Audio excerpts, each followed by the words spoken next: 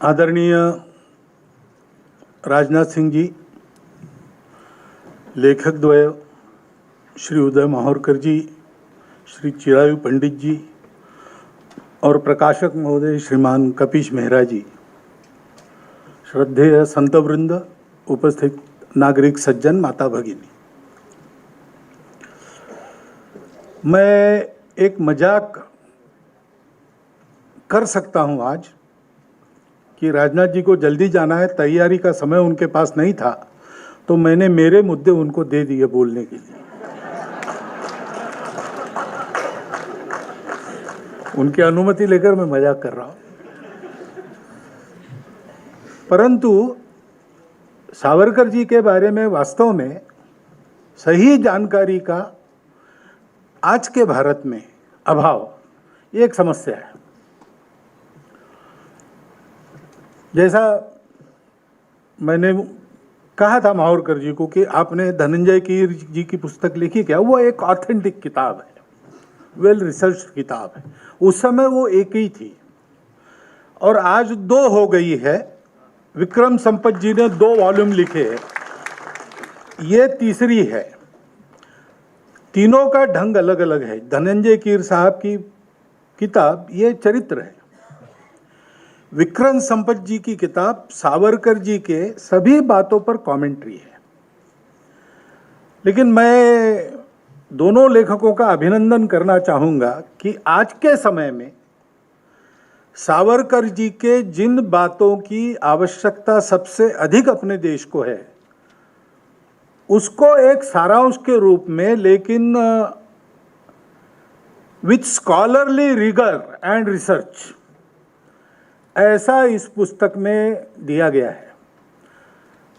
तो ये तीनों पुस्तकें जिनको सावरकर जी का अध्ययन करना है, उनको एक कंपलसरी रीडिंग के नाते और देखना पड़ेगा इनको, क्योंकि जैसा बताया गया बार बार कि सावरकर जी को बदनाम करने की मुहिम चली और सावरकर जी सामने थे। हिंदुत्व का विचार आज बोलने वाले लोग, उस समय बोलने वाले लोग, वो सामने थे, संघ सामने था। इनके बदनामी की मुहिम चली है, स्वतंत्रता के बाद बहुत तेजी से चली है। लेकिन असली लक्ष्य क्या है? असली लक्ष्य इनके पीछे, यानी हमारे पी परमेश्वरन जी थे, उनका एक लेख आगे आज ही मैंने पढ़ा, हमारे प्रफुल्ल जी ने मुझे दिया, तो उन्होंने इसी विषय पर लिखा है कि आज संघ और सावरकर पर बड़ी टीका टिप्पणी हो रही, लेकिन असली लक्ष्य दूसरा है। इसके बाद होंगे, नंबर लगेगा स्वामी विवेकानंद, स्वामी दयानंद सरस्वती, योगी अरविंद, इनका लगेगा। क्योंकि जो भारत की वास्तविक राष्ट्रीयता है, उसका प्रथम उद्घोष इन तीनों ने किया है। और सावरकर जी को टीका का लक्ष्य बनाते समय ऐसा भी लिखा गया है कि सावरकर जी ऐसे क्यों बने, इन 3 लोगों के विचारों के कारण ऐसे बने।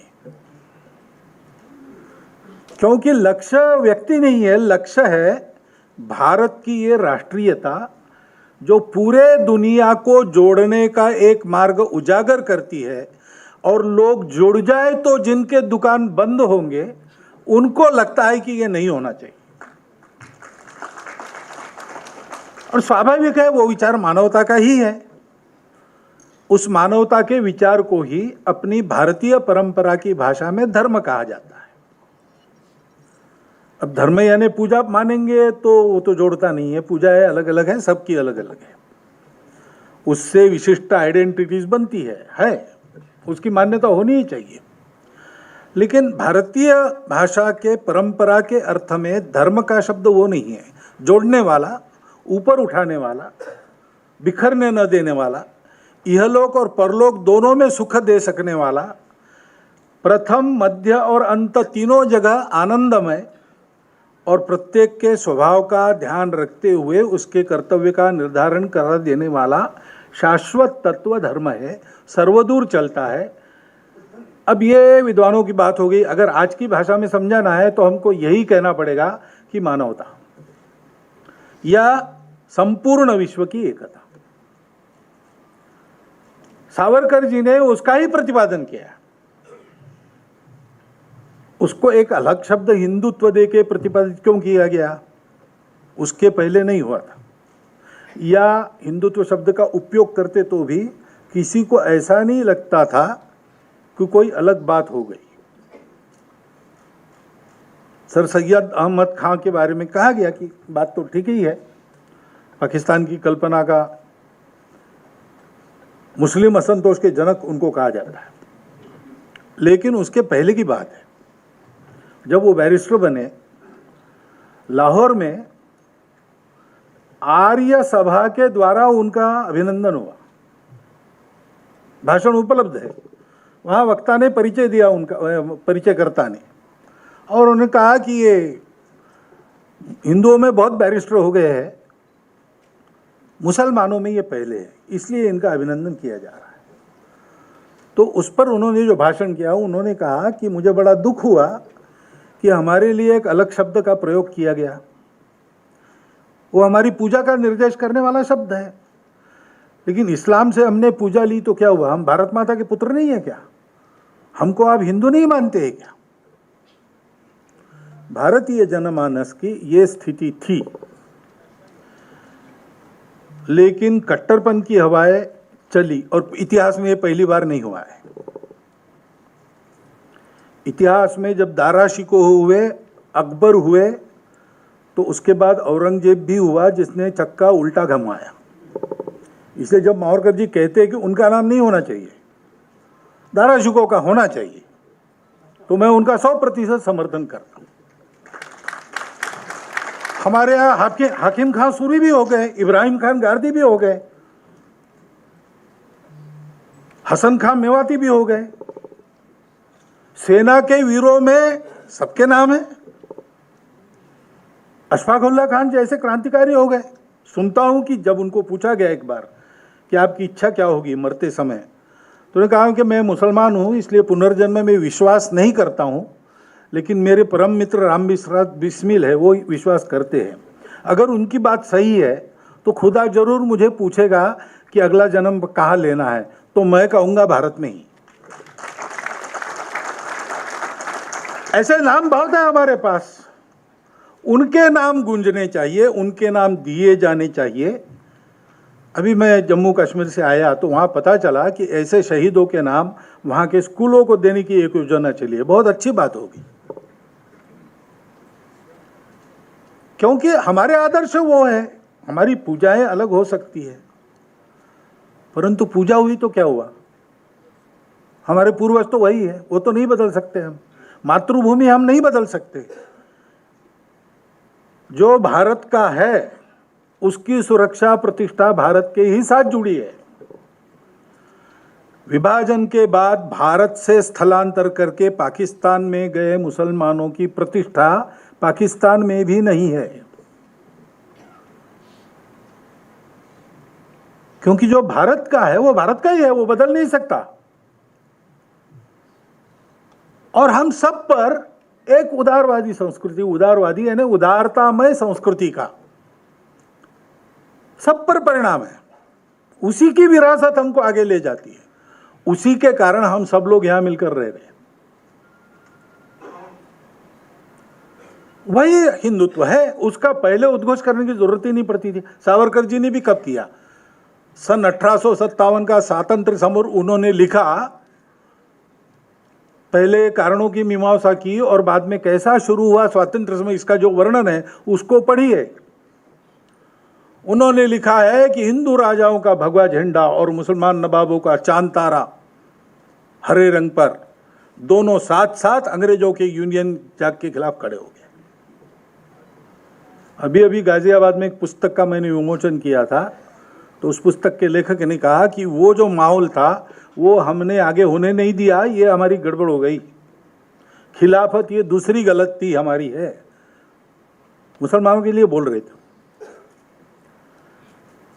ये माहौल बना था, लेकिन उसको फिर वहाबियों के प्रभाव ने बदल दिया। और अंग्रेजों को ध्यान में आया कि हम यहाँ आश्वस्त नहीं रह सकते कभी भी, यहाँ के सब लोग, इनकी भाषाएं अलग है, प्रांत अलग है, पूजाएं सब कुछ अलग है, और बाहर से भी आई पूजा एक है यहाँ पे, फिर भी हमारे खिलाफ सब एक होके हमको यहाँ से भगा देंगे। अगर हमको यहाँ स्थिरपद होकर राज्य करना है, इस देश की लूट को चालू रखना है, तो इनको तोड़ना पड़ेगा।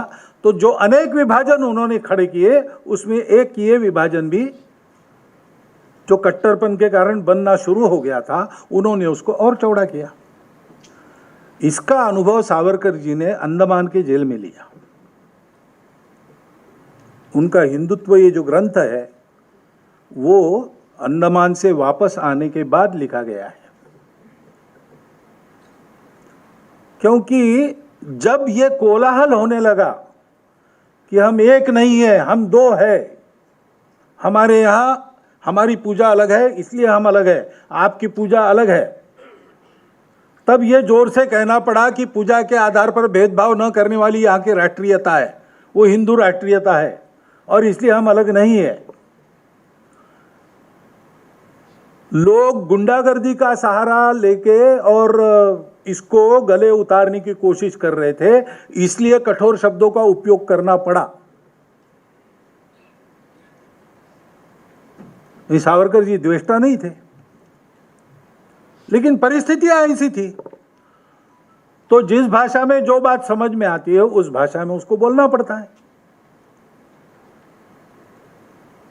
अपनी बात समझाने के लिए या शास्त्रार्थ करने के लिए जब लोग बोलने लगते तो आवाज तपती है ना, वो शत्रु थोड़ी है। हमारे संसद में क्या होता है, मारपीट ही नहीं होती बस, बाकी तो सब होता ही है। लेकिन बाहर आने के बाद एक ही जगह चाय पीते हुए सब मिलते हैं, हंसी मजाक सब चलते हैं, शादी ब्याह में एक दूसरे के घर जाते आते हैं। तो ये सब समझते हैं कि उस परिस्थिति में उस प्रकार की बात होती है। सावरकर जी का हिंदुत्व, विवेकानंद का हिंदुत्व, इनका हिंदुत्व, ये ऐसे बोलने की फैशन हो गई। हिंदुत्व एक ही है, वो पहले से है और आखिर तक वही रहेगा, वो सनातन है। सावरकर जी ने उसका उद्घोष जोर से करना आवश्यक समझा परिस्थिति को देखकर, और हम जानते हैं अब इतने वर्षों के बाद स्वतंत्रता के 75वें वर्ष पर दहलीज पर खड़े होके हम जब परिस्थितियों को देखते हैं, हमको ध्यान में आता है कि वो जोर से बोलने की तब भी आवश्यकता थी। सब बोलते तो शायद विभाजन नहीं होता, क्योंकि जिनको समझाया जा रहा था हमारे देश में कि आप अलग हो, आपकी पूजा, आप अलग रहो नहीं तो ये खा जाएंगे आपको, यही डर भरा गया ना। उनको हमको ये समझाना था कि भाई इस देश में ऐसा कभी हुआ नहीं है, बाकी सारे देशों में ऐसा हुआ है दुनिया में, लेकिन हमारे यहाँ तो विश्व का हर देश जब भी दिग्भ्रमित हो लड़खड़ाया, सत्य की पहचान करने इस धरा के पास आया, भूमि हर दलित को पुचकारती, हर पतित को उद्धारती। ऐसा हमारा देश है, यहाँ जितने आए उतने विद्यमान है और सब चल रहे हैं और सबका स्वागत है, स्वीकार है। इसलिए अलगाव की बात मत करो, विशेष अधिकारों की बात मत करो। एक बार प्रमोद जी महाजन नागपुर में आए और पहली बार नागपुर के मोमिनपुरे में उनका कार्यक्रम रखा गया, सार्वजनिक भाषण। बीजेपी के प्रति कुतूहल लोगों का जाग रहा था।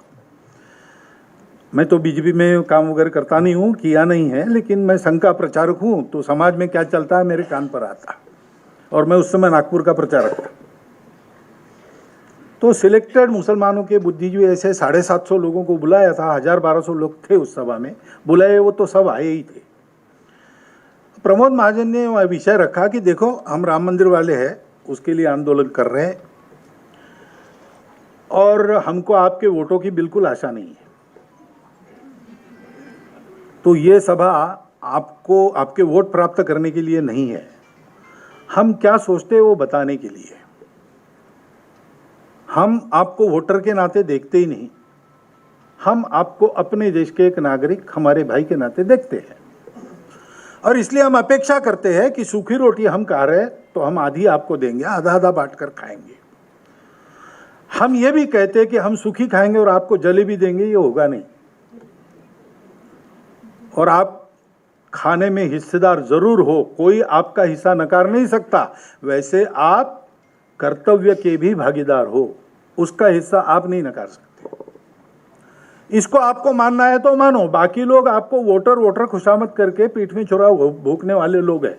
हमारी भाषा सरल है, हम क्या करने वाले बता रहे थे, अपीजमेंट ऑफ नन,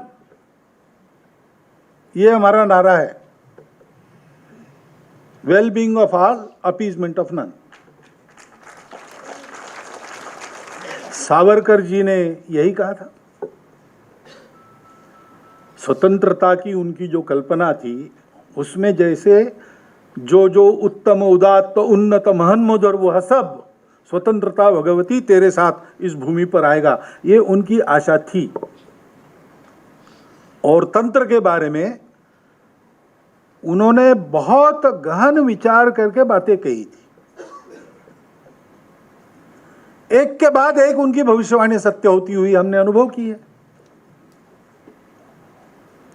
स्वतंत्र भारत हुआ तब उन्होंने कहा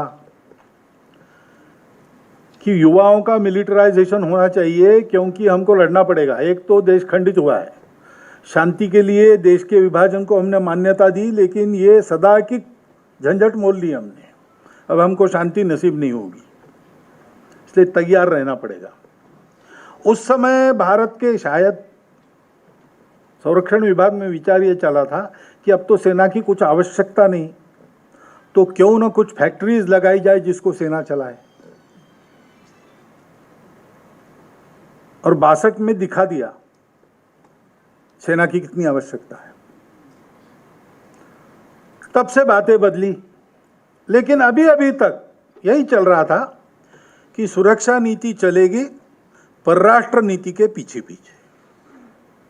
इसलिए कोई कुछ कर रहा है, नहीं नहीं नहीं नहीं, चुप रहो, क्योंकि दुनिया क्या कहेगी। अब 14 के बाद पहली बार अनुभव आ रहा है कि परराष्ट्र नीति सुरक्षा के पीछे पीछे चलती है। तो अगर लोगों को लगता है कि ये सावरकर जी का युग आ रहा है, तो इसमें कोई गलत बात नहीं है, क्योंकि ये देशभक्ति का युग है, ये अपने राष्ट्रीयता के गौरव और असली पहचान का युग है। ये अपने देश के सब लोगों को उनके जाति, धर्म, पंथ, भाषा, प्रांत को बिना देखे कर्तव्य और अधिकार दोनों में बराबरी की भागीदारी सिखाने वाला युग है। हिंदुत्व का अर्थ यही होता है ना। हिंदुत्व का अर्थ पूजा से संबंध जो है, तो पूजाएं अनेक हैं, there are many religions Bharat में, और वो अपना अपना है। अभी नवरात्रि चल रही है, आप में से कुछ लोगों ने व्रत रखा है, कुछ लोगों ने नहीं रखा है, तो व्रत रखने वाले पुण्यवान है और नहीं रखने वाले पापी है, ऐसा तो हिंदू नहीं मानता। आप में से कुछ लोग हैं जो शाक्त नहीं है, वो गणपति जी की उपासना करते हैं, उन्होंने उपवास उस समय कर लिया, अब नहीं कर रहे, तो कोई विरोधी तो नहीं हो गए। हिंदुत्व का विचार यह है कि भाई अस्तित्व मूल में एक है, और अलग दिखने से आदमी अलग नहीं होता। बाकी दुनिया कहती है एक होना है तो एक सा होना चाहिए, unity is not possible without uniformity. हमारे यहाँ बिल्कुल अलग विचार है, हम कहते हैं विविध होना, अरे हमारा आनंद है, हमारा उत्सव है, हमारा अधिकार भी है, सृष्टि का श्रृंगार भी है। भगवान को लगा मैं एक हूं अनेक हूं, इसलिए तो सृष्टि उत्पन्न हुई, तो हम अनेक हो रहे हैं, ये आनंद की बात है। लेकिन हम विशिष्ट है, विविध है, अनेक है, इसका मतलब हम अलग है, ये बिल्कुल नहीं होता। एग्जिस्टेंस इज वन, केवल मानव नहीं, चराचर सृष्टि, जो विज्ञान भी आज सिद्ध करता है। सावरकर जी शुद्ध वैज्ञानिक मनोवृत्ति के थे, अभी बताया सावरकर जी यानी तर्क। किसी भी बात को उन्होंने आंख मूंद कर स्वीकार नहीं किया। प्रत्यक्ष अनुभव के धरातल पर और बुद्धि के तर्क के आधार पर जो सत्य उनको प्रतीत हुआ, उन्होंने बेबाक कहा, परिणामों की चिंता नहीं की। मेरा क्या होगा इसकी बिल्कुल चिंता नहीं की। उनका जीवन तो मेरा क्या होगा इस थीम पर चलने वाला जीवन था ही नहीं। स्कूल में पढ़ते समय उन्होंने प्रतिज्ञा की थी कि देश की स्वतंत्रता के लिए सर्वस्व समर्पण करके मैं जीवन जीऊंगा। तो उन्होंने कहा है उनकी उस कविता में, जिसको चिरायुजी ने उद्धृत किया, दीप्तानलात निज मातृ विमोचनार्थ हा स्वार्थ जाळूनी आम्ही ठरलो कृतार्थ। मातृभूमि के मुक्ति का ये जो प्रज्वलित अग्नि है, उसमें हमने स्वार्थ को जला दिया और कृतार्थ हो गए, और इसका कोई पश्चाताप नहीं। मेरा बड़ा भाई वो जेल में है, उसकी तुम्हारे वेदी पर बलि चढ़ रही है। छोटा, मैं स्वयं भुगत रहा हूं, छोटा भाई भी कारावास में है, लेकिन ये क्या है, हम अगर 7 भाई होते तो सब तुम्हारे ही ठंडेल पर हम बलि देते। उस कविता का नाम है मृत्यु पत्र। अंडमान से उन्होंने अपने भाभी को भेजा, वापस आएंगे कि नहीं आएंगे पता नहीं, तो पत्र लिखते थे और प्रतिभाशाली थे, ओजस्वी कविता। तो वो कविता उन्होंने लिखी, उसमें सब विचार ऐसे ही है। ऐसे प्रखर व्यक्तित्व वाले सावरकर जी, वो किसी बात को आंख मूंद के स्वीकार नहीं करते थे। उन्होंने बहुत चिंतन किया, परिस्थिति का चिंतन किया। आप ये मत समझिए कि मुसलमानों के शत्रु थे, उनकी उर्दू गजलें भी है एक से एक। अंडमान में वहां के बंदियों को उन्होंने अपनी उर्दू गजलें भी सुनाई। वहां मुसलमान बंदी भी थे, स्वातंत्रवीर भी थे। तो इतना उनका अध्ययन निरीक्षण था और सबके मनों को वो जानते थे। तो सज्जनों से कैसा व्यवहार करना और दुर्जनों से कैसा व्यवहार करना आता था। मुख्य पाला उनका दुर्जनों से पड़ा, तो उनकी भाषा वैसी हो गई। अब लड़ाई में थे, तो लड़ाई में तो कोई लड़ने वाला संधि की बात नहीं करता, वो दूसरी एक डिप्लोमेसी पीछे से चलती है, उसमें दरवाजे खुले रहते, वो होना चाहिए, होता है। लेकिन जो सामने सेनापति है वो ऐसी भाषा नहीं करता कभी। उनका वो रोल था और वैसा उन्होंने किया। लेकिन हम जानते हैं कि उनके विचारधन को हम समग्रता से देखें और देखें तो जो बात अभी मावरकर जी ने बताई है उनके बारे में, पुस्तक में वेल रिसर्च्ड ऐसी लिखी है, वो 100% सही है। लेकिन ये कैलमनी जो होती है ना, अपने प्रजातंत्र में राजनीतिक विचार के अनेक प्रवाह है और होते ही है। प्रजातंत्र नहीं होता तो भी हमारे यहाँ तो ये माना जाता है कि मतभिन्नता ये स्वाभाविक है। हम संगठन सूक्त कहते हैं, उसमें एक जगह सहज चित्त ऐसा शब्द है, बाकी सब जगह समान या सम ऐसा शब्द है। समानो मंत्र समिति समानी समानम मन सहज चित्तमेशाम। विनोबाजी भावे कहते हैं कि ऋग्वेदकार मनुष्य को जानते थे, इसलिए उन्होंने ये माना कि चित्त समान है, समिति समान हो सकती है, मन समान हो सकता है, मंत्र समान हो सकता, सब मनुष्य का चित्त समान नहीं होता है कभी। इसलिए मत एक बात के अनेक लोगों के हमेशा अलग अलग होते हैं। लेकिन एक बात होती है कि हमारे मत अलग है तो भी हम एक साथ चलेंगे। ये जहाँ होता है वहाँ मतों का शास्त्रार्थ होता है, एक सहमति बनती है। जिनका नहीं माना गया वो अपना मत उसमें विलीन कर देते हैं और पूरा समूह आगे बढ़ता है, कदम से कदम मिला के आगे बढ़ता है, एक स्वर में बात करता है। हमारी राष्ट्रीयता के ये सारे मूल तत्व है। उसका उद्घोष करने वाले सावरकर जी को, ये जिनको ये उदारता पता नहीं है, उन लोगों ने बदनाम करने का अखंड प्रयास चलाया, आज भी चलता है। वास्तविक सावरकर जी के समकालीन अन्य विचार के जो लोग थे, उस समय के लोग एकदम गहरे और ऊंचे लोग हैं। उनके मतभेद स्वाभाविक मतभेद है। गांधी जी के और सावरकर जी के मतभेद तो जग जाहिर है। कोई ये सिद्ध करने का प्रयास बिल्कुल न करे उनके मत समान थे, ऐसा नहीं है।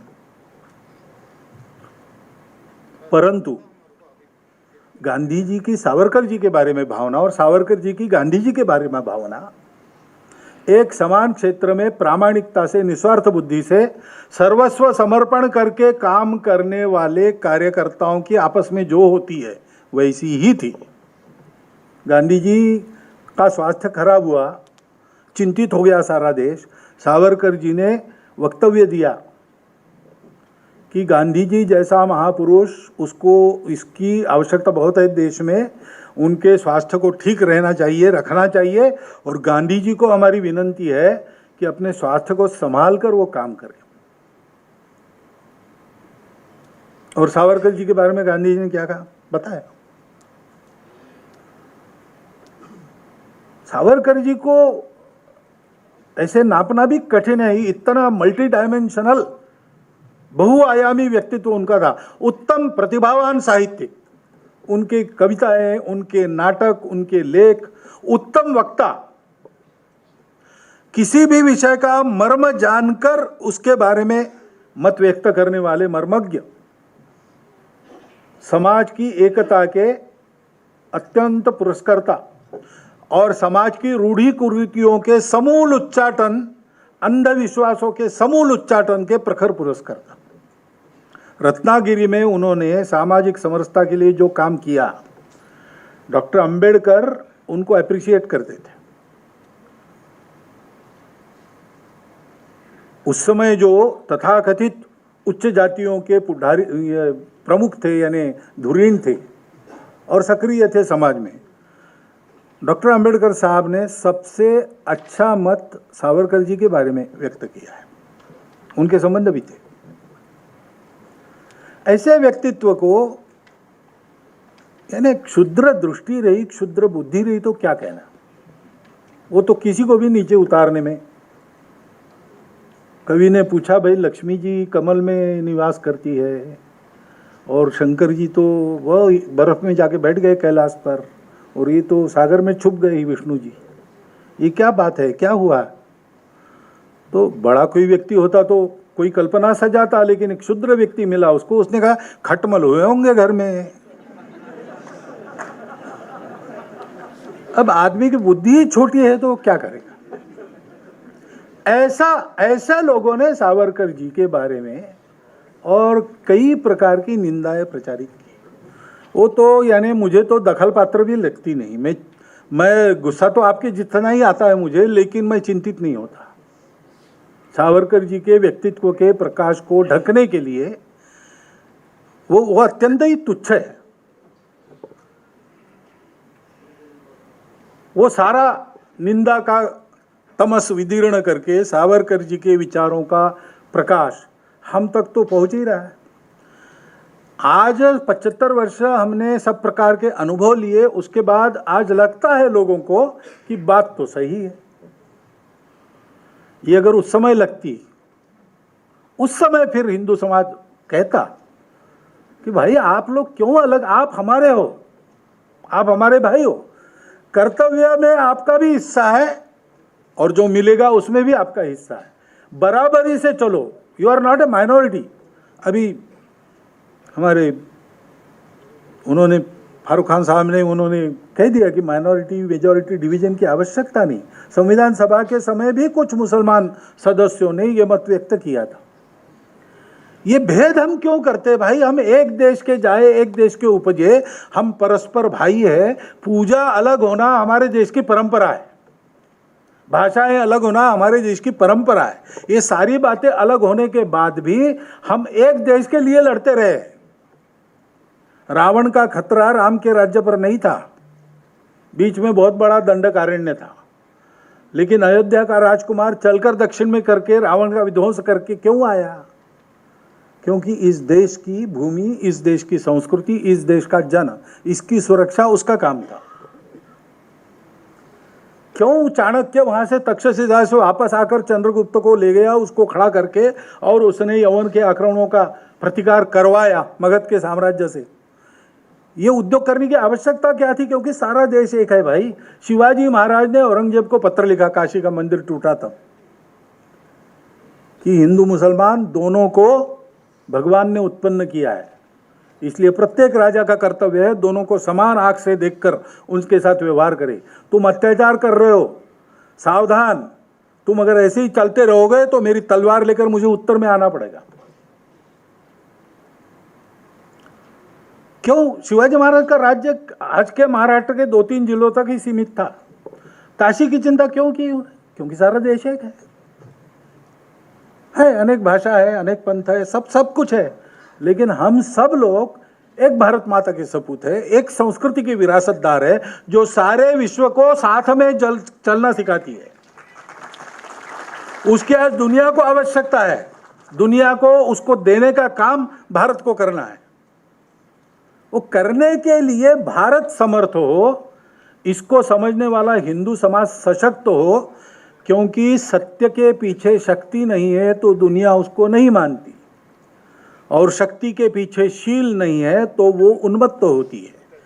इन बातों को जानने वाले सावरकर जी ने ये बताया है, वो जो आखिरी पैराग्राफ पढ़ के बताया कि ऐसा समर्थ संगठित बल संपन्न हिंदू गीता के अलावा दूसरी बात नहीं कहेगा, वो वसुधैव कुटुंबकम की ही बात करेगा,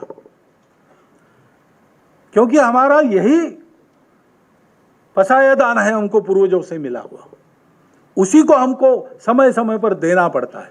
उसके लिए इस देश में जो प्रत्येक है उसका दायित्व है, समान दायित्व वाले हम लोग हैं। हमारी मातृभूमि विभाजित नहीं हो सकती। अभिनव भारत उनका जो क्रांतिकारी आंदोलन था, उसका सांगता समारोह उन्होंने बाद में कहा, जिसमें पूजनीय गुरुजी उपस्थित थे। उस समय का उनका भाषण है कि हम हिंदू सिंधु के बिना रह कैसे सकते। 1967 की बात है। उन्होंने तब भी यह सोचा था कि भारत एक होना चाहिए, एक होगा। योगी अरविंद ने कहा था कि अब ये विभाजन हो गया तो इसके कारण बहुत भटकाव होगा, लेकिन अंततोगत्वा फिर से अखंड भारत उदीयमान होगा। ये विश्व के लिए आवश्यकता है। आज स्वर्गीय राम मनोहर लोहिया जी की जयंती है। वो भी अखंड भारत का स्वप्न देखने वालों में एक थे। आज हम सावरकर जी को स्मरण करें, उनके असली रूप में, रंग में उनको देखें। ऐसा देखने के लिए ऐसी पुस्तकों का अध्ययन करें, ऐसी पुस्तकों को घर में खरीद कर रखें, ताकि हमारी नई पीढ़ी भी उसको पढ़े और सही जानकारी ले, और फिर से उस खोई हुई एकात्मता और अखंडता को वापस लाने के लिए संकल्पबद्ध हो। बड़ा साफ साफ प्रकाशक महोदय ने कहा कि हमारे आने से बिखरा बढ़ता है, इसलिए उन्होंने हमको बुलाया है। लेकिन ठीक है, बिखरा बढ़े, मेरी शुभेच्छा तो है ही, परंतु साथ साथ ये संकल्प अगर अपने समाज में बनता है तो लेखक द्वय का जो इतना परिश्रम है, इतने कम समय में इतना गहन अध्ययन कर और ऐसे विषय पर उन्होंने लिखा, लोग क्या कहेंगे पता नहीं, ऐसा उनको लगता था। और प्रकाशक महोदय ने, आजकल हो रहा है ऐसे पुस्तकों का प्रकाशन भी, तो उन्होंने भी इसको प्रकाशित करने का साहस किया। तो वो फालतू नहीं जाएगा अगर ये संकल्प लेकर हम खड़े हो जाएंगे और एक आदर्श भाईचारा युक्त समाज, बल संपन्न समाज, विश्वहितैषी समाज, स्वनिर्भर समाज बनकर खड़े रहेंगे और विश्व को शिक्षा देंगे। वो दिन हम जल्दी देखें। ये शुभकामना आपको विजयादशमी के 2 दिन पहले ही देता हूँ और मेरा भाषण समाप्त।